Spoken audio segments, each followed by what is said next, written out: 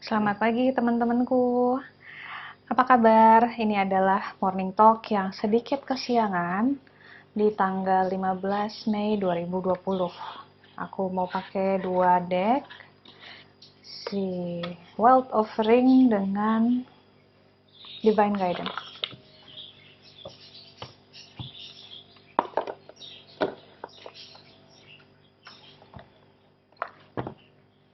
Semoga yang berpuasa, puasanya tetap lancar, dan semoga yang tidak berpuasa tetap sehat, tetap bisa menjalani hari-hari dengan positif.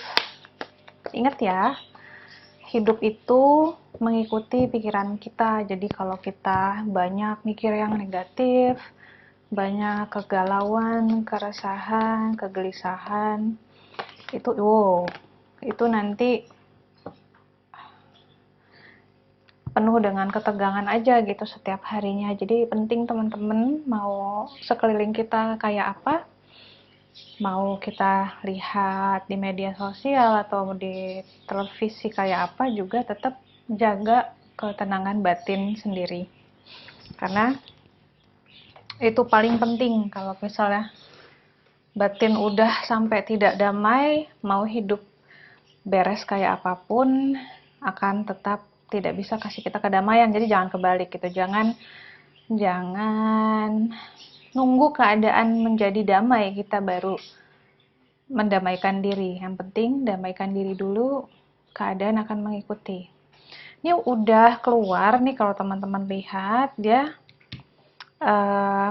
mentalnya udah kebalik sendiri, dan ini sama dengan kartunya ya, Divine Guidance. Dan kalau teman-teman juga udah cukup tahu Oracle itu pasti ada satu kartu yang mengikuti bentuk kotaknya dan berdasarkan namanya. Dan itu biasanya adalah kartu dengan, kalau main kartu remi itu ya, ini tuh kayak asnya yang paling tinggi, yang vibrasinya mungkin yang rajanya gitu ya.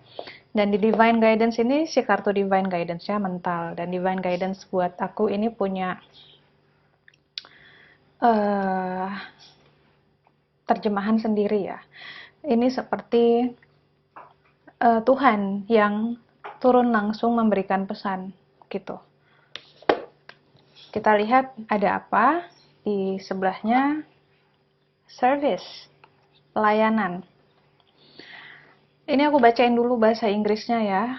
You stop using the universe to try to get what you want and start asking love to use you. Jadi berhentilah menggunakan alam semesta untuk mendapatkan apa yang kamu mau, dan mulailah meminta atau mulailah menyerahkan dirimu agar bisa digunakan oleh Tuhan. You offer all and want to be of service. Ketika kita menyerahkan jiwa raga kita kepada Yang Maha Kuasa untuk menjadi perpanjangan tangannya, maka semua hal yang kita inginkan menjadi terpenuhi tanpa harus menggapai-gapai atau memanipulasi ya. Ironically, many desires become fulfilled without grasping or manipulation. Ini luar biasa, dia datangnya berdua. Kita anggap ini adalah alam semesta, dan ini dia ngomong. Jadi paling gampang menerjemahkan ini adalah jangan berdoa untuk meminta sesuatu untuk kepentingan sendiri. Jangan lagi berdoa supaya cepat kaya, supaya si ini jadi sama aku, supaya bisa punya anak, supaya bisa cepat nikah. Itu bukan doanya orang dewasa, itu adalah doa anak kecil meminta-minta ya. Jadi aku yakin teman-teman yang sudah bertahan sampai hari ini di channel aku dan tidak pindah gitu ya ke lain hati, aku yakin kita sama-sama tumbuh dewasa secara spiritual. Aku memulai channel ini sekitar 3 tahun lalu, dan buat teman-teman yang dari 3 tahun lalu hingga sekarang masih dengerin, aku yakin kalian juga sudah bertumbuh secara spiritual. Aku juga yakin kalian yang 3 tahun lalu pasti punya cara berdoa yang berbeda. Dimana mungkin dulunya aku juga ya, pernah meminta-minta kepada Tuhan, merengek-rengek, dan sangat berkondisi. Artinya gini, kalau dikabulkan saya akan rajin ibadah, atau saya rajin ibadah supaya dikabulkan doanya, saya akan berpuasa supaya dapat jodoh, saya puasa supaya dapat jodoh, atau saya berzikir setiap malam atau wirid supaya kaya. Kita semua mungkin pernah jadi orang yang seperti itu, yang mengerjakan sesuatu atas nama Tuhan tapi dengan tujuan duniawi. Itu wajar, manusia itu, dan banyak sekali masih juga teman-teman kita yang seperti itu. Itu menandakan perjalanan spiritualnya masih jauh sekali yang harus dia tempuh sampai dia menyadari bahwa tidak seperti itu ketika ingin apa-apa gitu ya. Nah, jadi di sini ini reminder lagi buat aku, buat teman-teman, ketika kita menginginkan sesuatu, sadarilah bahwa keinginan itu akan selalu berasal dari ego. Tidak ada keinginan yang berasal dari jiwa, atau dari ruh, atau dari sisi ilahi kita. Karena yang namanya soul, ruh dari sisi ilahi kita, itu merasa cukup dengan hidup yang sekarang. Tidak ada lagi yang ngerasa pengen punya ini, pengen punya itu. Yang ada pun kalau ada perasaan adalah dorongan. Dorongan atau panggilan ya, panggilan untuk melayani, service, panggilan untuk mengabdi kepada Tuhan, lewat misalnya membantu orang lain, panggilan untuk menyederhanakan hidup gitu. Jadi bedakan teman-teman yang mana desire dan yang mana panggilan gitu ya. Jadi kalau misalnya apapun yang kita mau, aku mau ini, aku mau itu sudah pasti datangnya dari diri kita yang manusianya, diri kita yang kecil lah, diri kita yang masih ada egonya. Dan itu nggak apa-apa, asal kita sadar dan kita bisa batasin sampai mana dia harus kita ikuti. Karena kalau kita ikutin nggak ada habisnya, percaya. Nah, di sini juga kita mau diingetin bahwa cara berdoa ya, balik lagi kayak tadi. Berhentilah meminta-minta seperti itu. Dan mulailah berdoa seperti jiwa yang sejati. Yaitu jiwa yang sejati itu tidak pernah merasa kekurangan. Karena dia tahu Tuhan sudah mengkondisikan hidupnya sedemikian rupa pada saat ini, detik ini, di tempat yang sekarang itu sudah sempurna untuk kebutuhan jiwanya bertumbuh. Jadi doa yang benar adalah menyerahkan diri. Doa yang benar adalah terserah Tuhan, gue mau dipakai untuk apa juga, aku jalani. Terserah Tuhan, aku mau dituntun kemana, aku ikuti. Terserah Tuhan, mau gimana kondisiku saat ini, aku mau diajari apa, aku belajar. Gitu. Nah, ketika kita manut, kita tunduk dengan cara seperti itu, dengan secara ajaib ya, teman-teman bisa menyaksikan sendiri kebutuhan-kebutuhan lain yang menurut otak kita kurang, itu terpenuhi dengan sendirinya. Gitu. Jadi, itu yang sering kebolak-balik sama manusia.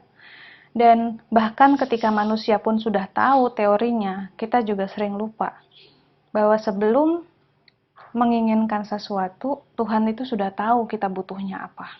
Ingat ya, butuh dengan keinginan itu beda. Kamu butuh makan dengan kamu ingin mobil. Kebutuhan kita sudah pasti terpenuhi, sudah pasti Tuhan kasih butuhnya apa. Yang bikin hidup jadi repot adalah karena kita tidak berpatokan saja dengan keinginan, tidak berpatokan dengan kebutuhan, tapi kita juga berpatokan dengan keinginan yang gak ada habisnya. Contoh, misalnya, ini yang paling umum, saat ini belum punya pasangan. Pernah nggak terpikir sama kalian, kenapa belum punya pasangan sampai saat ini?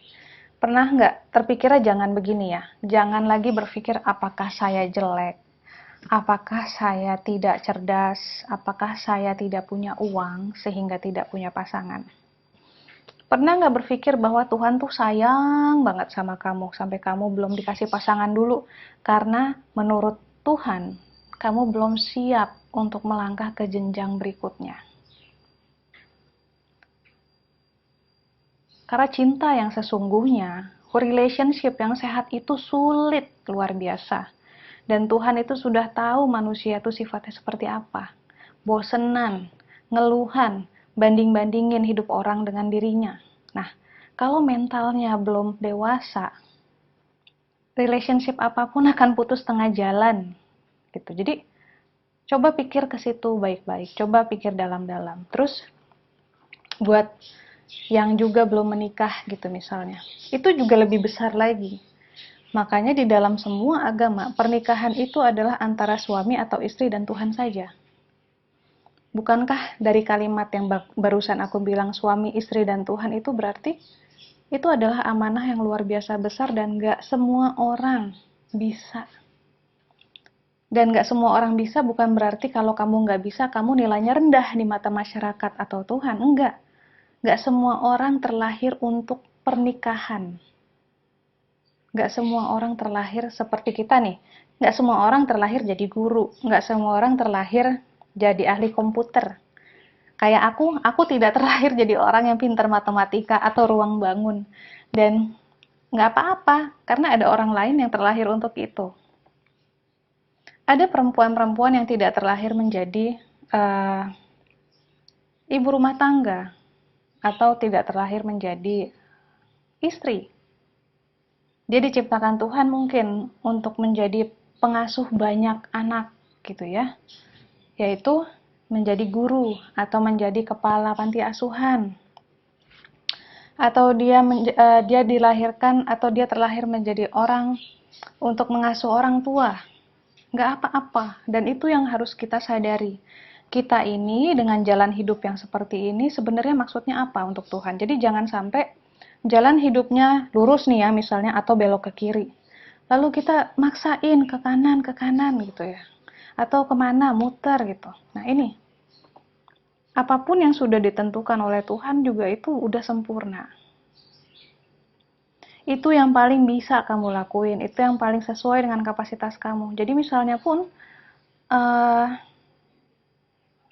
kalau kamu tidak terlahir menjadi orang yang bisa masak, jangan kecewa. Pasti ada kelebihan lain yang kamu punyai. Ya, jadi apa-apa itu selalu coba dilihat dari mata Sang Ilahi. Kejadian-kejadian hidup ini tidak seremeh itu. Semua tuh direncanakan secara luar biasa oleh Sang Pencipta. Ada maksudnya, dan maksudnya selalu baik untuk kamu. Ya, jadi secara keseluruhan kartu service ini, kartu melayani ini adalah reminder buat kita, yaitu semestinya kita sudah merasa cukup terhadap apa yang Tuhan beri saat ini. Dan kalau kita bisa mencari rasa cukup itu dan menemukannya, maka cara berdoa kita akan otomatis berubah. Karena kita sudah bersyukur, sudah baik. And it's okay, misalnya nggak apa-apa saya nggak punya pekerjaan, saya masih bisa makan. Atau nggak apa-apa saya misalnya nggak bisa makan nasi hari ini, cuman ada Indomie misalnya. Jadi ya, sekecil apapun karunia yang ada di atas meja atau di depan kita itu disyukuri. Jadi kita nggak punya mental berkekurangan terus. Ingat ya, mentalitas berkekurangan itu bahaya. Karena sebanyak apa uang yang kamu punya nggak akan bisa bikin kamu full, nggak akan bisa bikin kamu kaya di dalam.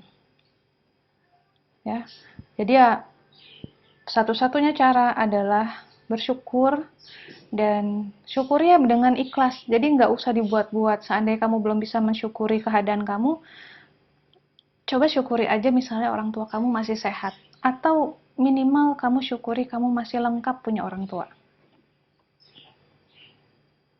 Dan itu dipupuk terus perasaan bersyukur kecil-kecil, sehingga akhirnya kamu sadar bahwa hidup kamu tuh nggak berkekurangan loh.